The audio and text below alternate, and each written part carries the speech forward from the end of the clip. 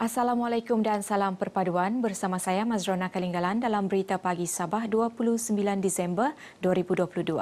Berita dimulakan dengan perkembangan situasi semasa bencana. Kesemua 6 pusat pemindahan sementara PPS di daerah Pitas ditutup secara rasmi 4 petang semalam. Ia selepas 766 penduduk daripada 177 keluarga di PPS berkenaan yang terjejas akibat fenomena air pasang besar dibenarkan pulang ke kediaman masing-masing. Menurut kenyataan Sekretariat Jawatankuasa Pengurusan Bencana Negeri, PPS yang ditutup ialah Dewan Kampung Mempakat, Balai Raya Agropolitan Kampung Pinggan-Pinggan, Dewan Terbuka Kampung Salimpodon, Gereja SIB Kampung Luntuk, Dewan Terbuka Kampung Rosop dan Dewan SMK Pinggan-Pinggan. Kesemua PPS tersebut telah mula dibuka pada Jumaat lalu. Buat masa ini, hanya satu lagi PPS di negeri ini masih beroperasi iaitu SK Sungai Anip 2 Sandakan.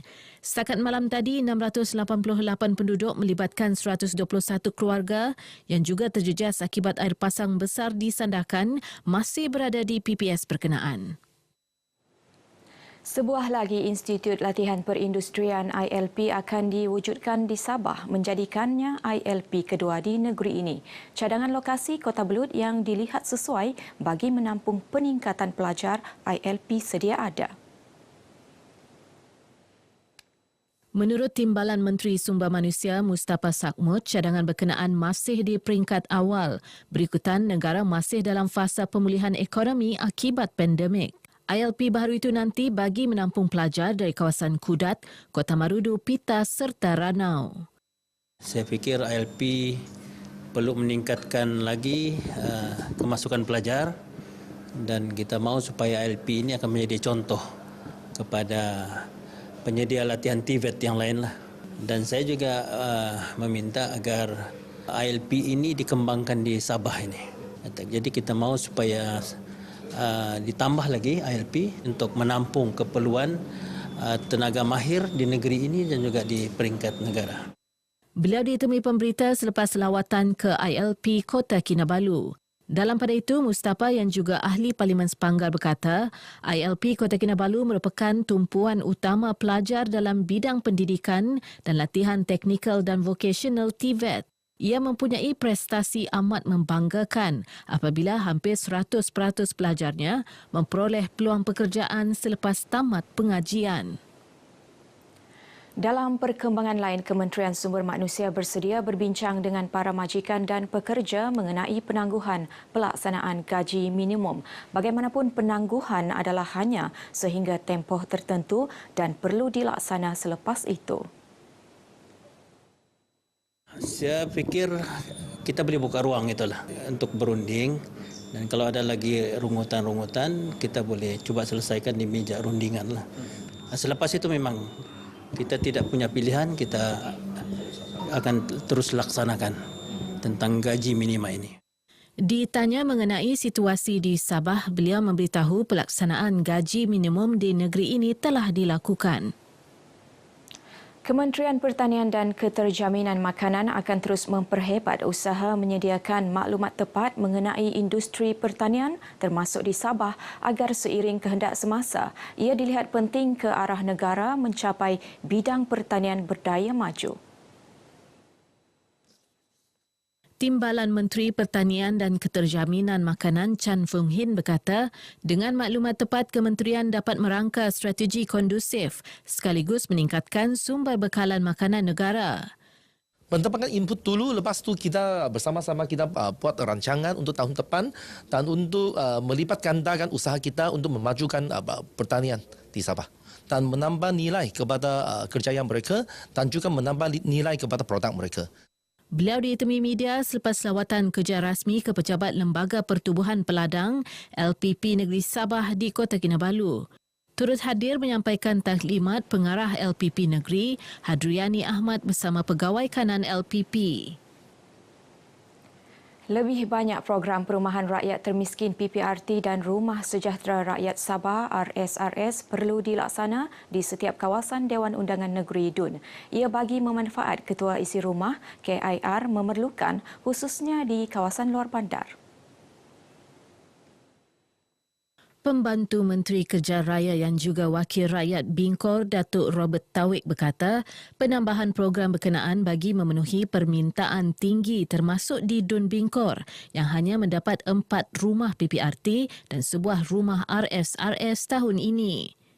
Keluarga-keluarga yang memerlukan rumah PPRT ini adalah agak banyak di Dun Bingkor ini. Jadi kita memohon dan merayu kepada pihak kerajaan dapat memikirkan semula untuk jumlah setiap dun untuk pemberian peruntukan pembinaan rumah PPRT dan juga RSRS ini.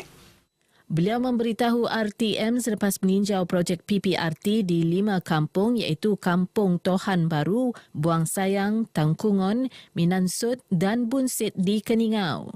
Sementara itu, bagi penerima PPRT, keprihatinan kerajaan menyediakan bantuan tersebut sangat dihargai. Kalau dulu saya hanya menumpang rumah, belum ada apa-apa, tapi sekarang dia sudah bagi saya kemudahan dan keselesaan, dan saya ucapkan berbanyak-banyak terima kasih. Saya sebagai wakil keluarga ingin mengucapkan terima kasih kepada OIB yang telah memberi rumah ini. Terima kasih banyak-banyak. Salah seorang penduduk di sini sudah pun mendapat sebuah rumah PPRT dan saya mengharapkan akan lebih ramai lagi yang dapat pada masa-masa akan datang karena masih ramai lagi yang memerlukanlah bantuan PPRT seperti melalui kerajaan. Majlis Ugama Islam Sabah Muiz menandatangan Memorandum Persefahaman MOU bersama Universiti Sains Islam Malaysia USIM bagi kerjasama dalam penyelidikan dan khidmat nasihat syariah untuk program yang akan dilaksana secara bersama. Ini termasuk perkongsian kepakaran dalam membangunkan pensijilan dan industri halal di Sabah, khususnya industri mikro. MOU disempurnakan Ketua Pegawai Eksekutif MUIZ Ramlan Awang Ali dan Naib Chancellor USIM Profesor Dr. Sharifuddin Mat Syarani dan turut disaksikan Menteri Tugas-Tugas Khas dan Penyelarasan Datuk Dr. Muhammad Arifin Muhammad Arif di Kota Kinabalu. Memang hubungan kita sejak sekian lama dengan USIM ini dan ini kita mantapkan lagi, kita perkasakan lagi hubungan yang sedia ada dan kita bertuah karena Sabah insya-Allah kita akan jadikan dataran halal hub dengan bantuan USIM dan rakan-rakan agensi yang lain yang mana kita sentiasa bekerjasama.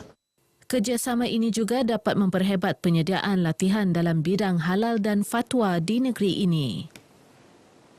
Seramai 10,000 pengunjung menyaksikan siri jelajah Atar Nabawi yang diadakan di Masjid Bandaraya Kota Kinabalu. Pengerusi masjid berkenaan, Datuk Abdul Jamal Tun Sakaran berkata, pengisian program ini sangat bermanfaat khususnya kepada golongan generasi muda. Mudah-mudahan ini jadi satu semangat kepada kita umat Islam, khususnya anak-anak muda yang datang melihat sendiri bagaimana perjuangan Rasulullah SAW dalam mengembangkan syiar Islam. Sementara itu, pengerusi penganjur jelajah Atar Nabawi, Datuk Pangeran Abdul Rahman Pangeran Galpam berkata beliau bersyukur kerana sambutan daripada umat Islam sangat menggalakkan. Ketika ini Masjid Bandaraya ini sangat ramai sekali pengunjung-pengunjung atau pencinta asar Rasulullah SAW. Dan kita melihat hari ini pun malam ini juga begitu ramai sekali.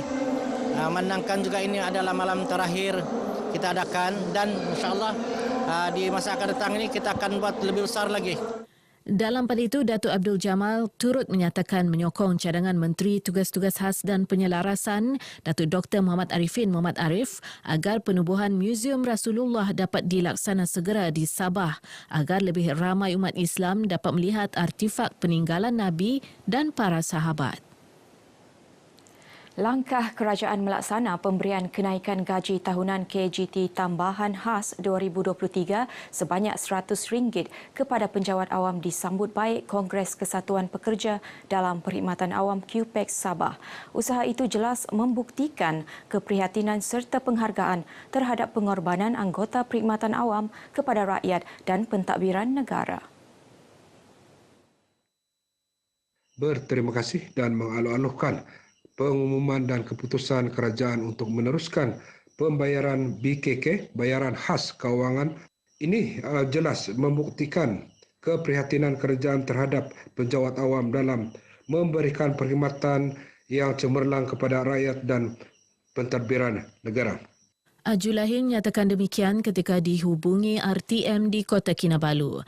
Dalam pada itu, beliau berharap kerajaan melaksana lebih banyak inisiatif khususnya dalam konteks hal kebajikan dan penambahbaikan skim perkhidmatan penjawat awam. Ia termasuk sistem saraan perkhidmatan awam yang agak ketinggalan dan tidak sesuai dengan persekitaran ekonomi semasa. Tambah Ajulahin lagi, bagi QPEX Sabah, sudah tiba masanya kerajaan menetapkan gaji minimum penjawat awam kepada RM1,800 sebulan berbanding RM1,200 ketika ini. Perkembangan semasa COVID-19 Sabah, jumlah kes baharu semalam naik 9 kes kepada 18 selari dengan pertambahan sampel ujian kepada 1,303. Kadar positiviti turut menunjukkan sedikit peningkatan iaitu 1.38% berbanding 1.01% pada hari sebelumnya. Menurut kenyataan Menteri Kerajaan Tempatan dan Perumahan, Datuk Seri Panglima Masidi Manjun, sebanyak 8 daerah merekodkan jangkitan baharu yang didahului oleh Penampang dengan 7 kes, Tawau 3 kes, Kota Kinabalu dan Tuaran 2 kes serta masing-masing 1 kes di Lahad Datu, Papar, Putatan dan Tambunan. 19 daerah lain tidak merekodkan sebarang kes baharu. Kesemua kes baharu yang dilaporkan adalah dalam kategori 1 dan kategori 2. Tiada kematian dilaporkan semalam. Sekian berita pagi Sabah untuk kali ini. Teruskan bersama pelbagai platform RTM untuk perkembangan semasa dalam dan luar negara. Salam hormat dan salam perpaduan. Demi negara tercinta, lupakan segala duka, hentikanlah provokasi, bersatu teguh berjalan.